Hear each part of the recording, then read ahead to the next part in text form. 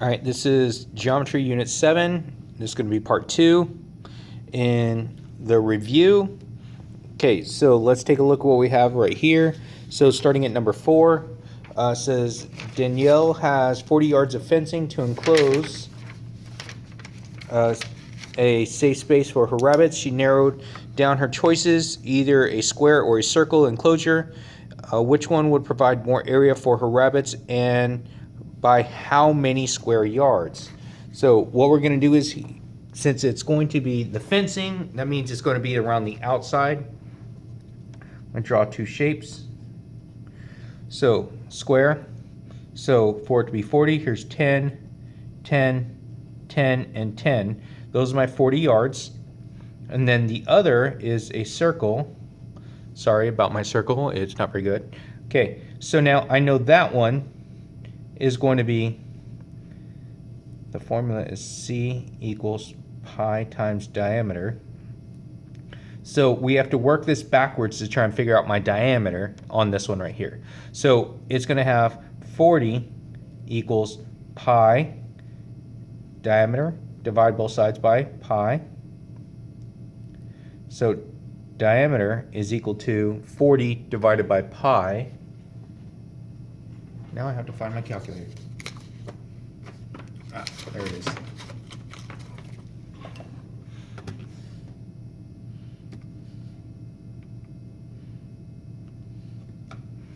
There you go.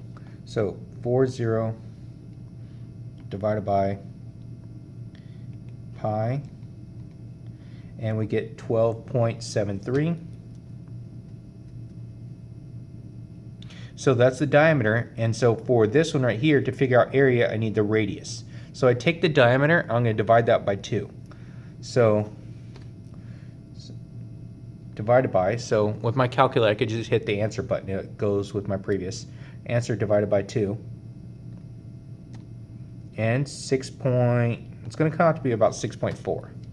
So 6.4.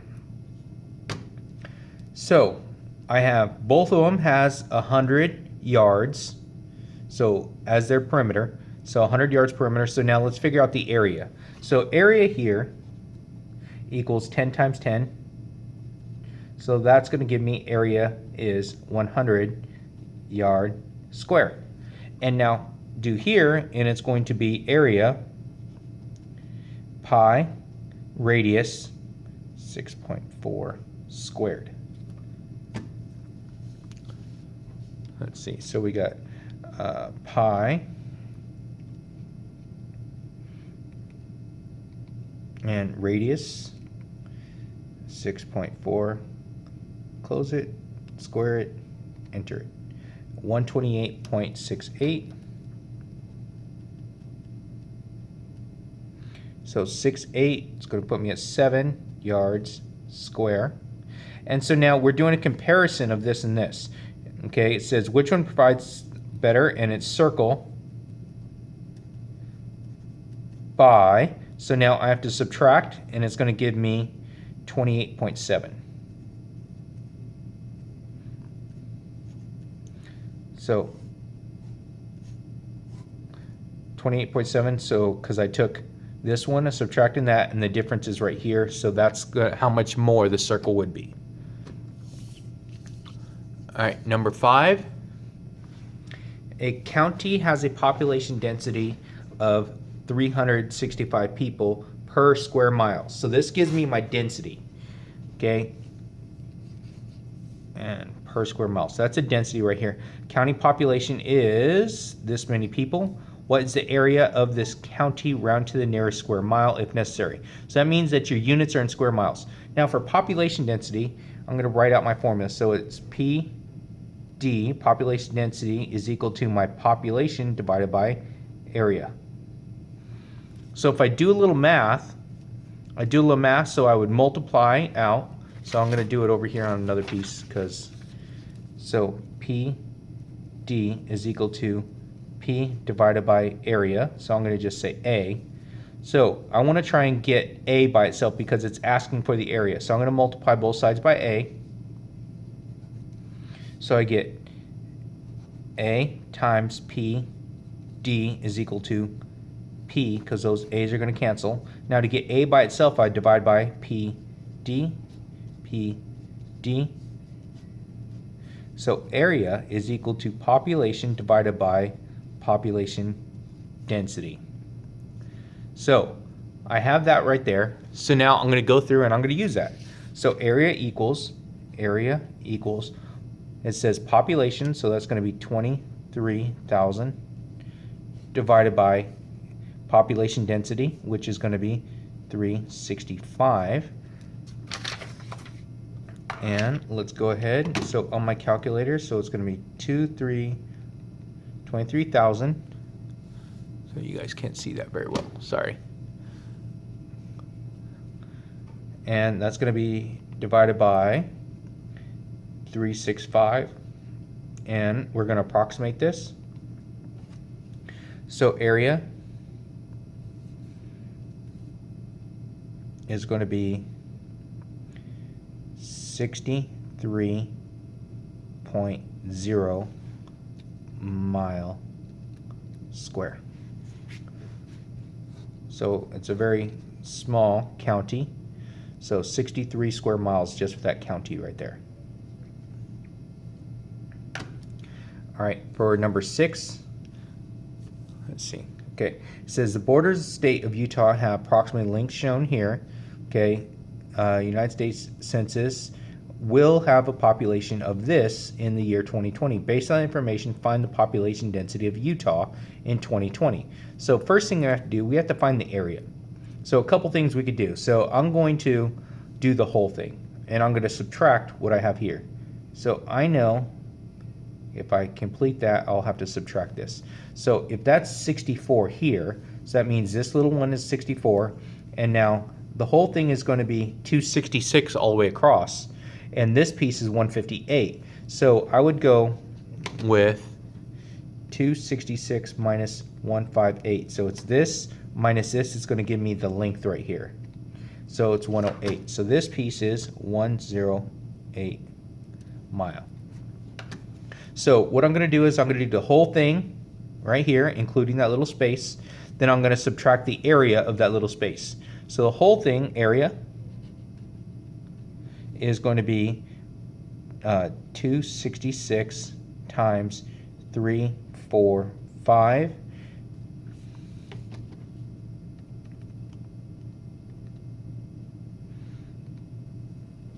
And I come up with 91770. So 91770, and that's going to be in miles squared. That's the whole thing. And this is the cut right here. So this is a square that I'm going to cut out. So the cutout is going to be this piece, which is going to be the 64 times 108. Let's see if I can do this on this side better. All right, so it's going to be 64 times 108. And that's going to be, area is going to be 64 times. I'm going to write out my work. So that's going to be 6912 miles square. So it's going to be this one minus this one. That's going to give me the shaded area. So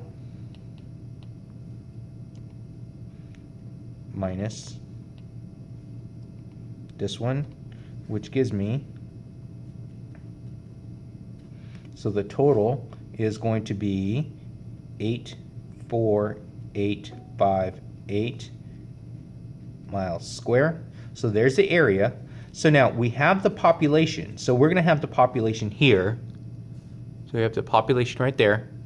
And then we have the area. So to figure out the population density, I'm going to take the population and divide by the area.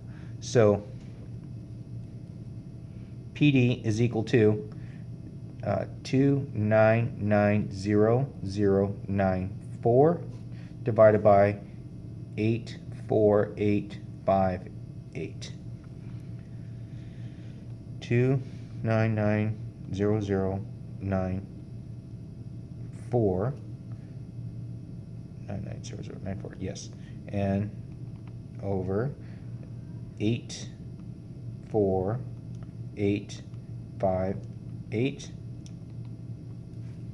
And so my population density is going to be about, okay, it's gonna be about 35.2, and it's people every mile square. So I abbreviate it. So it's people per mile squared. Okay, let's take a look at number 7 now. Okay, on number 7 it says each side of a cube measures 3.9 centimeters. Its mass is 95.8 grams. Find the density of the cube. Now for the density formula, I know that the density is equal to the mass divided by volume. So it should look like that. So kind of like what I did with the other one. So this is from the formula, and yes, I have a formula sheet for you people. All right, so density. So I'm going to go density. So I have to find the volume first. So if it's a cube,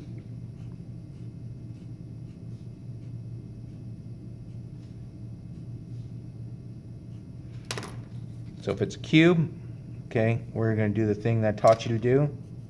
Length, width, height. So start at that corner. My length is going to be 3.9. The width is 3.9. The height is 3.9. So we're going to find the volume here. So volume of cube is actually, so it's 3.9 times 3.9 times 3.9. And volume is 59.3, and it's going to be in cm cubed. So mass divided by volume. So my mass is 95.8 grams divided by volume, which is 59.3 cm cubed. And so that means that my density would be equal to, so let's, so 95.8 over 59.3, and so density is going to be 1.6. Now right here it says round to the nearest hundredth, so that means it's going to be one more, so that's going to be 6.2. That's important. The hundredth is actually two of them. Tenth is one place, hundredth is two places. So 6.2, because that 5 makes the one go up, and so it's going to be grams per centimeter cubed is my density. All right, now for number 8, the volume of a block is this, the density is this. Find the mass of the block. So I'm going to take that formula that I had at first right here. So density is equal to mass divided by volume. And now I want to try and solve for, find the mass. So that means I'm going to have to get this by itself, I'd multiply by volume. So I get volume times density is equal to my mass, because those are going to cancel. Okay, so now let's say mass is equal to volume. Hey, look, I already have the volume. 17.6 times my density, which is 5.32. So let's take a look and go ahead and multiply that out. So 17.6 times 5.32, and so my mass is going to be about, and round to the nearest hundred, so that's 2 again, 93.63. And since it's mass, I look at all these things I have right here. So this one right here in my density, that means my mass is in grams. So it's grams over centimeters cubed. There's centimeters, so the mass is in grams.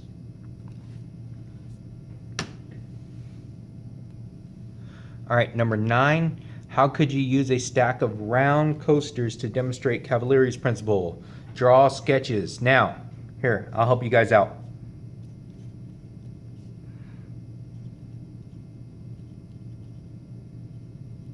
pancakes. Now, we actually did this diagram with pancakes. So the coasters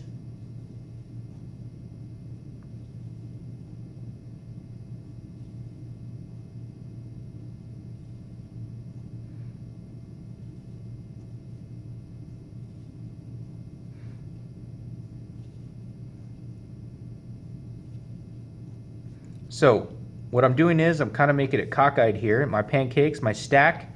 So my volume of my pancakes is not actually changing just because my stack is leaning. So this is illustrating this because the height is going to stay the same. The volume stayed the same, but just because my stack of pancakes is leaning over doesn't mean that it's going to change the volume. So this is going to be the exact same volume even though it's leaning over. So that's all it's asking for. So okay, Evan has popcorn container. There we go. Okay, Evan has a popcorn container that has the shape of a square prism right here, hold 360 cubic inches. He also has some square pyramid shaped containers with the same height, so the height are the same height, and base side lengths are square prism. How many pyramid shaped containers can fill in the prism shape of the container? Explain your answer. Now, this goes back to what we did when we were actually trying to figure out the formula of this.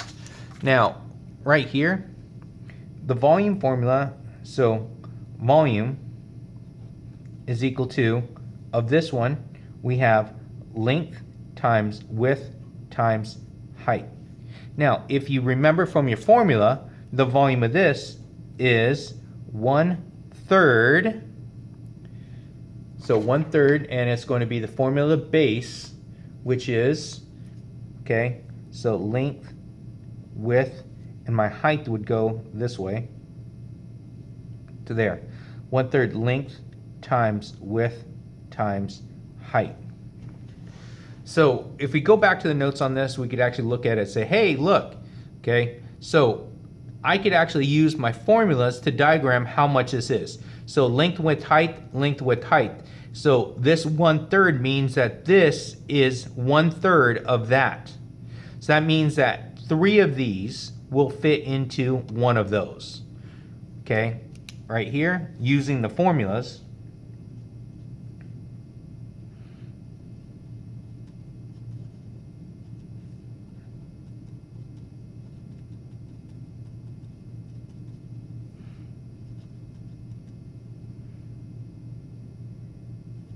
So now 3 of these will fit in the prism because of the 1/3. So that's probably like the easiest explanation you'll ever see there. And so yes, I probably gave you an answer to the tests, and let's see how many people actually pay attention and do that. So do you know what's funny? I could probably give you all the answers to all the questions on the test, but no one pays attention and likes, comments, and any of that. So, you know what? Didn't even watch the video. All right, so which of the following solid has the most volume? Okay, so let's take a look. Rectangular prism. So the first one is, so watch, I'm going to number this 2, 3, 4, just so I could do my formulas, because I don't want to write out those words, because yes, I am that lazy. I'm sorry. Okay, so 1. So for number 1, rectangular prism is length times width times height. So it's going to be length times width times height. So that's going to be 3 times 4 times 8.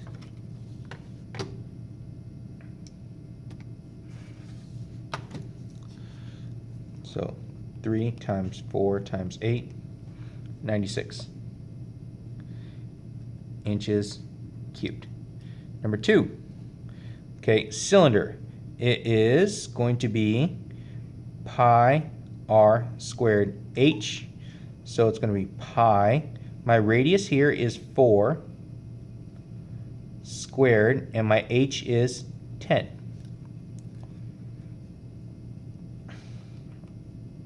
Pi 4 squared times 10. This one comes out to be 506 2.7 inches cubed. Okay, now let's see. Now number 3. So number 3 is a cone, so it's going to be 1/3 pi r squared h. So I'm going to have pi. My radius here is going to be 4 squared times height, which is 12. So pi, and it is 4 squared times 12. Enter, so I get 603. Ah, crap. No, don't write 603. Stop. Okay, and then take that answer, divide by 3, because I didn't do the 1/3. So I forgot the 1/3 here. Sorry. Okay, 201.1 inches cubed. All right, apologize. Sorry, I made a mistake. Now mention the video. I'll give you a dum-dum tomorrow. All right, 4. Sphere. Sphere is 4/3 pi r cubed. So 4/3 pi, my radius is 5 cubed. So let's see, 4 over 3 pi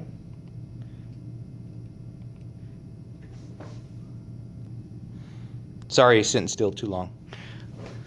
Pi, my radius is 5. And caret, right here, raised to the 3rd power. Enter. So 4/3 pi r cubed, there we go. We get 523.6 inches cubed. So therefore, my biggest one is sphere. So that one's my largest. Okay, let's take a look at number 12. Okay, square prism has a cylinder fitted inside so that the square just touches the circles shown. The radius of the cylinder is 2 centimeters and the height is 8 centimeters. Okay, right here. So if it's touching here, that means the distance all the way across is 4, and the distance front to back is also 4. Which has a greater volume? The part of the prism outside the cylinder or a cone with the same radius and the same height. Okay, so now that means that the height here is going to be same height, which is 8 centimeters, same radius, so the radius is 2 centimeters. So we're going to do this one. So let's do, to find what's left, I'm going to do the prism minus the cylinder. So the prism, so this one right here is going to be length times width times height, and I have to subtract the cylinder, which is going to be pi r squared h, and that's going to give us that piece right there. So length, so like I said, it's 4 that way, so 4 times 4, yeah, let me use parentheses to make it easier, times the height, which is 8, minus the pi, radius is 2, squared, and the height is 8. And so that's going to give me the volume of what's left there. So let's see. So we have 4 times 4 times 8 minus pi 2 squared, parentheses 8. This one's going to be 27.5. There we go, 27.5, and that's going to be in cm cubed. So we got that one right there. So now we have to figure out that one. That one's going to be 1/3 length times width times height. Sorry, there we go. So that's going to be, let's see, 1/3, and that's going, length is, wait, no. It's 1/3 pi r squared h. Sorry. Yeah, 1/3 pi r squared h. So 1/3 pi r, my radius is going to be 2, squared h is going to be 8. So let's do this. So 1/3 pi and 2 squared and 8. There we go. And that one's going to be 33.5 cm cubed. Now, right here, which has a greater volume, and so it's going to be this, and so my cone is better.